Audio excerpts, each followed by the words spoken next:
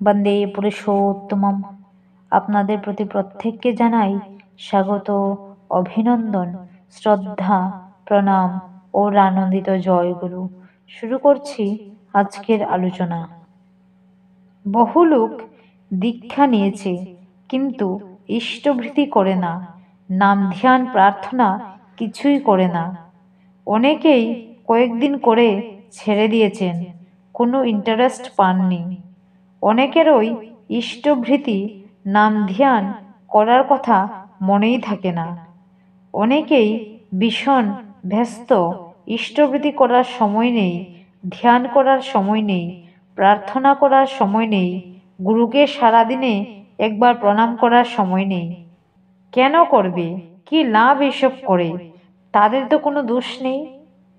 যা করলে মানুষের লাভ হয়, কোনো জাগতিক প্রাপ্তি ঘটে, যা না করলে মানুষের জীবন চলে না, যা না করলে মানুষের কষ্ট হয়, সেগুলি নিয়মিত করার জন্য কি কাউকে বারবার পীড়াপিড়ি করতে হয়, নাকি মনে করিয়ে দিতে হয়? সেগুলি মানুষ নিজের তাগিদেই করে।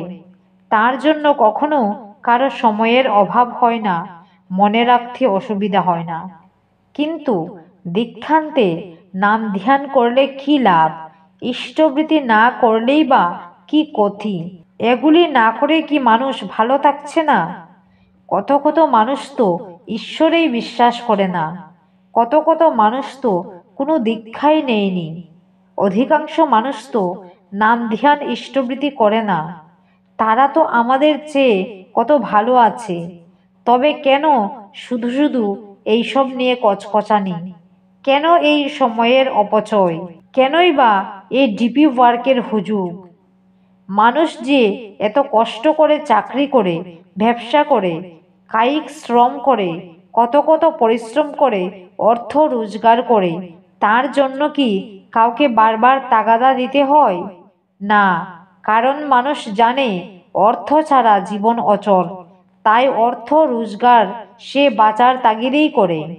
বিয়ে করার জন্য কি কাউকে বারবার মনে করিয়ে দিতে হয়? না, কারণ সবাই কল্পনা করে বিয়ে করলে জীবনে সুখ আসবে, তাই নিজের তাগিদেই বিয়ে করে। তার জন্য ডিপি ওয়ার্ক প্রয়োজন নেই। মানুষ রোগে আক্রান্ত হলে কত কত টাকার ওষুধ সেবন করে, কত লোক ভোরের ঘুমের আরাম নষ্ট করে নিত্য ব্যায়াম করে, মর্নিং ওয়াক করে, কত কসরত করে থাকে। কই, তার জন্য কি মানুষকে খুব পীড়াপিড়ি করতে হয়?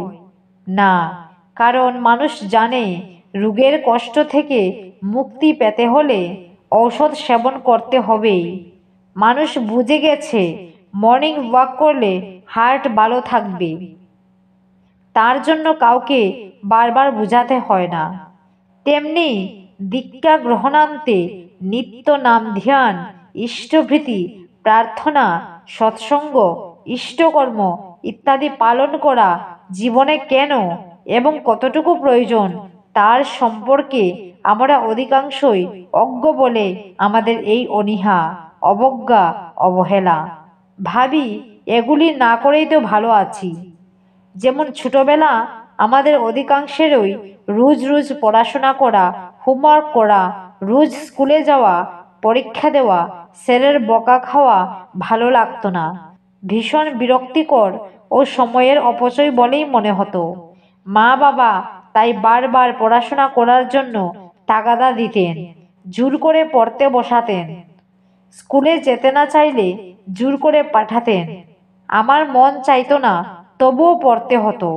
ওই সময়টাই আমার অনেক বন্ধু বান্ধবদের দেখতাম পড়াশোনা ছেড়ে সকাল বিকাল মাঠে ক্রিকেট খেলছে, পরীক্ষার পড়া ভুলে রাত জেগে ভিডিওতে হিন্দি সিনেমা দেখছে, সাইকেল নিয়ে পাড়ায় পাড়ায় টুটু করে ঘুরছে, কি সুন্দর সুন্দর মেয়েদের সাথে প্রেম করছে, সিনেমা হলে যাচ্ছে, মাঝে মাঝে মদের পার্টি করছে। নিজেকে মনে হতো বেকার খাটছি, এক নিরস জীবন কাটাচ্ছি। আর সেই বন্ধুদের দেখে খুব হিংসা হতো। ভাবতাম তারাই তো কত ভালো আছে, কি সুন্দর জীবন উপভোগ করছে। পড়াশোনা না করেই তো ভালো থাকা যায়। স্কুলের টিচারের কথা না শুনেই তো আমার বন্ধুগুলি আমার চেয়ে আনন্দে সুখে আছে। কেন এই পড়াশোনার ঝক্কি?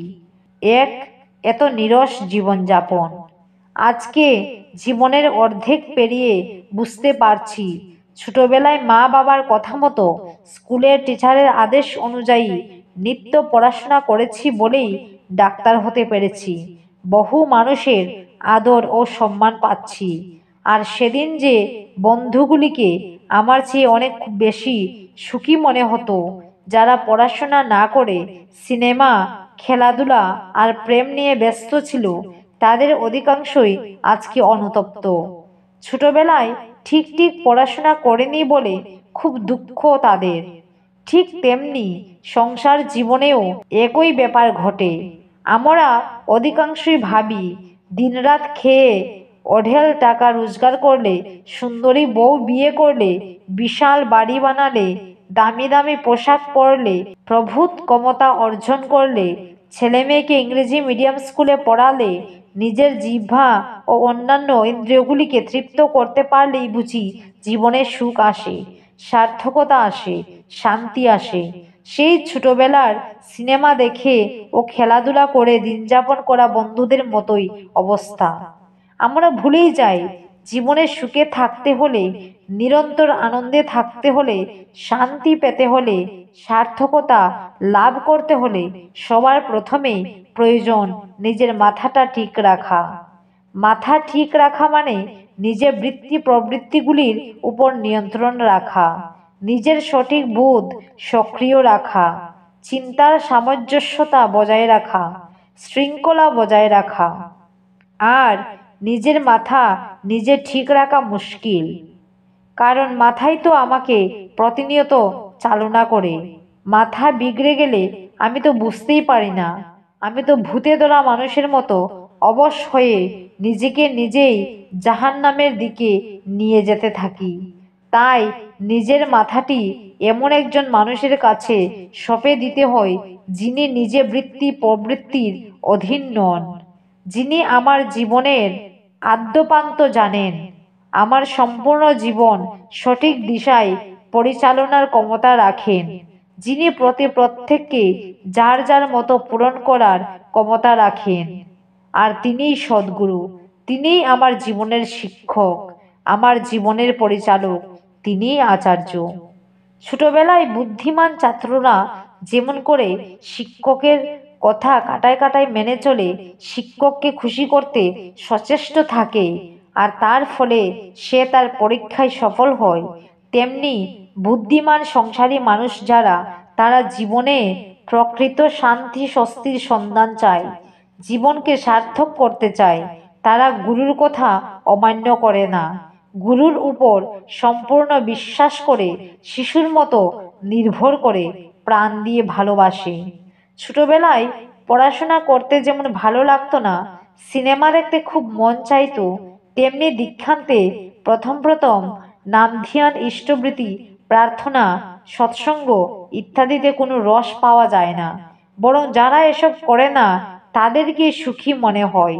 তবুও যেহেতু আমি গুরুকে বিশ্বাস করি, ভরসা করি, যেহেতু আমি সুন্দরভাবে বাঁচতে চাই, শান্তি চাই, সুখ চাই, সেই কারণেই নিত্য ইষ্টবৃত্তি করেছি, নাম ধ্যান করেছি, প্রার্থনা করেছি, সৎসঙ্গ করেছি।